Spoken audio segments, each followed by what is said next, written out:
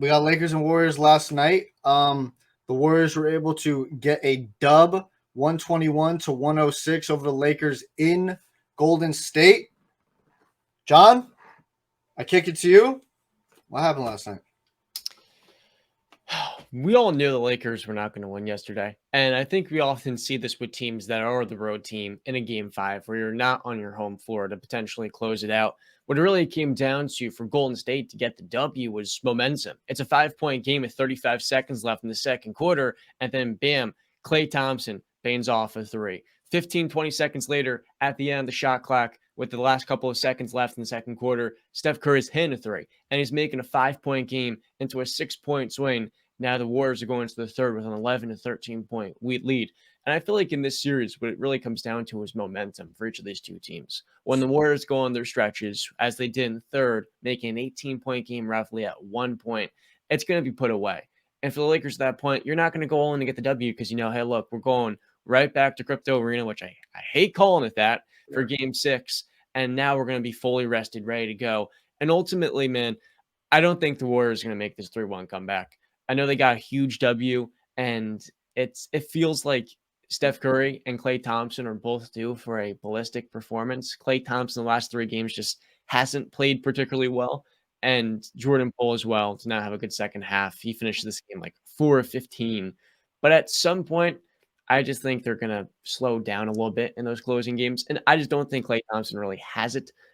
He's had good games in this playoff run, but I feel like this Lakers team is going to come out with the right type of edge. Austin Reeves now is hitting shots. LeBron had one of his better shooting games. And then the other thing, too, is that this Lakers bench is going to be better, I believe. Lonnie Walker had himself a heroic performance in game 4, 15 points on the anniversary of Kobe Bryant dropping 17 26 years ago against the Jazz. Him and Rui Hachimura were mostly quiet yesterday, some of it due to defensive reasons for Rui. And that Lakers bench, I think they're going to add a much bigger juice, much bigger spark than what they did in game 5. The Lakers showed exactly what I thought they would, and that's inconsistency that I've been saying for a long time. And I don't believe the series is just straight up over, like you said, John. I think for every team that's going into these game 6s and they have home court advantage, it's a game 7 for them. This is an opportunity to win on your home floor. So this is for the Lakers going into game 6, playing in LA, you have to get the job done here because going back into Golden State, going into San Francisco to play them again in a game 7, that's the worst case scenario. John, you said Golden State had a 5-point lead, and then all of a sudden 2 threes, Klay Thompson, Steph Curry, bang. Next thing you know, you're looking up, you're down 11. With the snap of a finger, just in less than a minute, you can find yourself down double digits and playing the comeback game, throwing away your whole scheme because you have to make this comeback now. I think that's what makes Golden State so dangerous. And granted, LeBron had one of his better shooting nights. Lakers didn't have this awful game, but Warriors hit their shots when they needed to. Later in the game, when the Lakers started to make their comeback, they'd hit a 3. Dennis Schroeder with a big 3. Who followed up? Steph Curry in the corner. It was a continuous thing over and over again. And I think this is where you start to see this this championship edge that Golden State brings with all this experience. They know how to play in these big games. Granted, so does LA, but this is a team that you just can't sit there and assume that they're going to lay down and expect to lose. No, this Golden State team is going to fight. This is going to 7. I can't see them losing. That's a good shout. I'm pretty sure I said this was going 7 when we first talked about this before the series started. Yeah, I can't. I'm in more of an agreement with I was about to call Justin Steph Curry with Justin.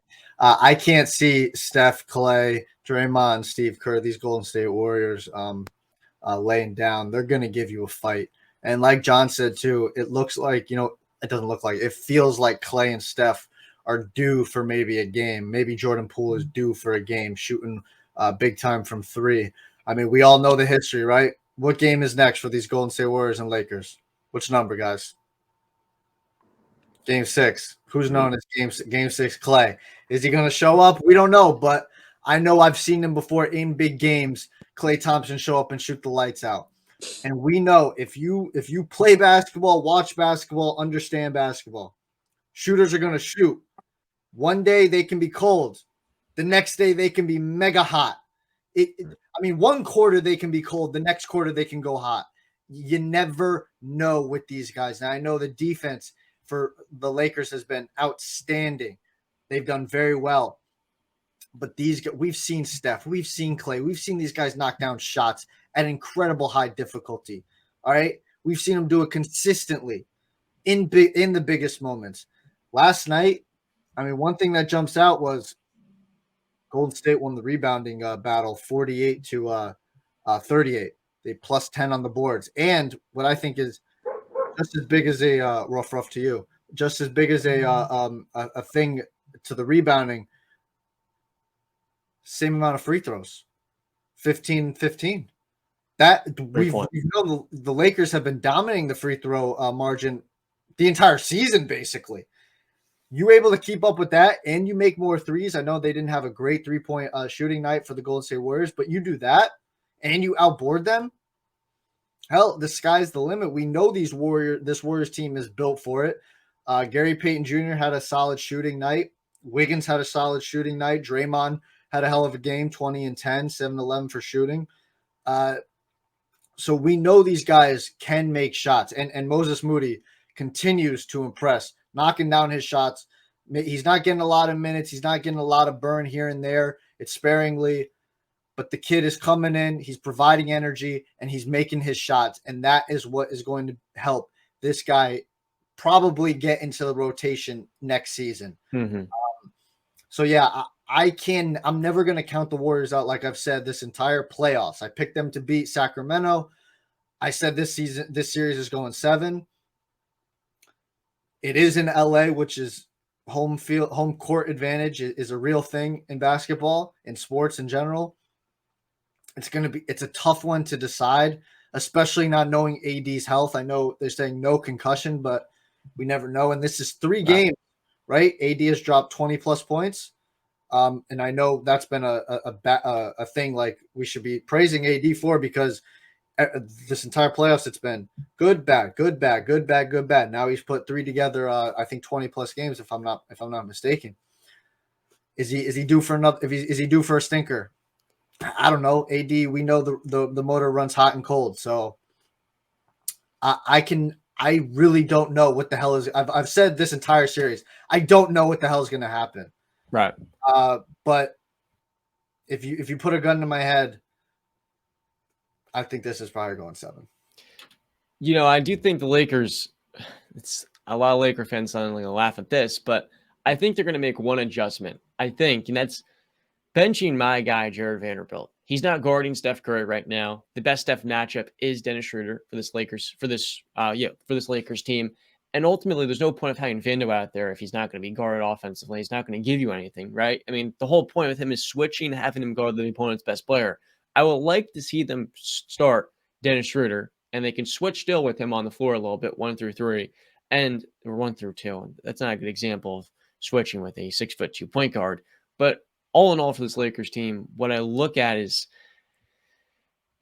Anthony Davis is going to be a lot better, I think, in the last 2 games as well. Like you talked about him scoring 25 and then 23 in games 4 and 5, but I feel like he could have been much better in game 5 and much more locked in. And we see oftentimes with stars that are a little bit inconsistent, well, you get back home and you're going to play a little bit more balls to the wall. There's also one more thing you pointed out. That was 7:40 left in the 4th quarter. D'Angelo Russell makes a nice layup up and under. And then Kevon Looney, a little stiff arm action at Anthony Davis's head, got dizzy, was taken to the locker room after by a wheelchair. And you think at first, well, it could be a concussion. But so far, from what we've seen, there's no concussion. And you will be able to tell pretty quickly if an NBA player was playing with such. All in all, man, I hate to say this, but I think this is the end for the Warriors dynasty. We talked about this about 2 weeks ago with the Kings, where the Kings ended, and Jair was like, yeah, man, I think this could be a wraps. And exacerbating that is that their general manager and Bob Myers might not be back. They got to help build this team. Draymond Green is a free agent. And you've got this young core, which has not got much playing time. A guy like Moses Moody was top 5 in some people's draft boards. That was a high, high bar just 2 years ago.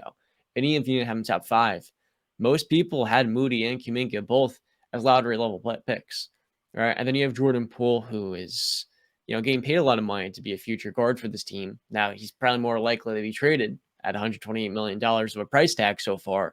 But I really just think for the Warriors, there's a lot of pressure on them these next two games. And against this Lakers defense, when it's locked in, man, I don't expect them to tie up the free throw battle the way they did in Game 5. Because look, the Warriors this year have been dead last in free throw attempts. Steph Curry can be as aggressive as he wants, but the end of the day is Lakers are probably going to get a little more calls, and they're number 1 this year in free throw attempts. That's a disparity between these two teams. That's going to really help them overcome the three-point shooting gap, where in this game, they both shot 37% from three-point range. And I don't think that will contain, or I don't think that will sustain, but I do think for the Lakers defensively, they'll be even more engaged, and in Game 6, they'll take care of business. And that leads to the ultimate question, what next for the Warriors, man? I think, I hate this, I don't know if this is true, but my read on the situation is that Draymond could have just played his last game as a Warrior the next time we see him play. And I hope it's not true, because I love to see him retire as a Warrior. I think he is the most underrated piece of this dynasty. But at the end of the day, the NBA is making new changes to the salary cap. That way teams can't sustain for 5 to 7 years 3 or 4 different max level guys. The Warriors have 5 guys in the max contract: Steph, Clay, Dre, Wiggins, and now Poole. Right, so someone's going to have to be the odd man out, and ultimately that is green just from a financial perspective. They didn't grip money Golden State, but if you're not hunting for championships, it no longer makes sense to go all in with a roster that has like a $400 million price tag annually. Well, I really don't want to honestly talk about the future. And this was a great Draymond Green game, by the way. Yeah. I don't really want to talk about the future of the Golden State Warriors, the offseason, because we're still in the series. Like, it's 3-2. They just won Game 5, which is a very pivotal game. But I understand. John's been pretty quick. I think you said it in the first series too, that this might be the last series that Draymond ever plays as a Golden State Warrior. They won that series. Just to speak on it for a second, I guess I don't think Bob Myers should go anywhere. Simply for the fact that Steph Curry is still a Golden State Warrior, and you don't leave a golden goose like that. You sign a contract to match up with his contract, so that when he leaves, you can see your way out as well. But you don't walk away from a guy like Steph Curry. That's just that's foolish in my mind. But yeah, for me, I don't really want to talk about their future. We're still in it. I think it's going 7. So let's batten down the hatches, Golden State. Let's make this a series. Let's go 7. Let's get one final hoorah. That'll be a hell of a game. A Game 7 back in it's not the Oracle now. It's the Chase Center. Yeah, hell of a game. That would be incredible on Sunday. So I'm hoping for that.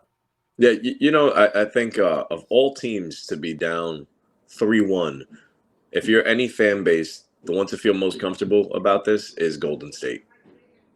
Like I said, that's a team that could turn a 20-point lead into a 20-point deficit into a 7-point lead, or make a 6-point lead turn into a 15-point lead in seconds. I think they're just too dangerous to give up on here. Excuse the people talking in the background, but I can't bet against Golden State here. It's kind of like the New England Patriots thing when Tom Brady was out there. It's are you going to be the one to really bet against Tom Brady here? Are you going to bet against Floyd Mayweather? Are you going to be that dumb to do it? Nah, I'll just roll with Golden State here and let the Lakers prove me wrong. Yeah, but on the other side too, and I hear it. Listen, but you guys, like, we're saying this, Justin, right now. We're not betting against the Warriors and Steph Curry. Well, do we know who's on the other side of that court too? And that man is not no slouch. That's LeBron freaking James. And I hope I didn't come across. Yeah, that's what I'm saying. I don't mean that. Yeah, like it's just Golden State has also run LeBron off of the playoffs. Yep. And we've seen Steph Curry, Klay Thompson, Draymond Green, Steve Kerr. We've seen them come back from a 3-1 lead or deficit. Sorry, I should say. I'm not saying they're going to do it again, because odds are, like I'm saying, it's very difficult to win 3 straight games, especially against a team like the Los Angeles Lakers, led by LeBron James and Anthony Davis. But if anybody can do it, it's the Golden State Warriors. All I'm saying is I have no idea what the hell is going to happen, I just hope we get a 7-game series. All that I think we can guarantee is it's going to be a hell of a game 6. It's going to be intense, just like any Steph Curry, LeBron James game. I'm a LeBron guy, even though I'm picking Golden State to win this series. I think the NBA and a lot of people, probably not a lot of people, but us LeBron lovers are going to salivate at the thought of LeBron playing in another NBA Finals again.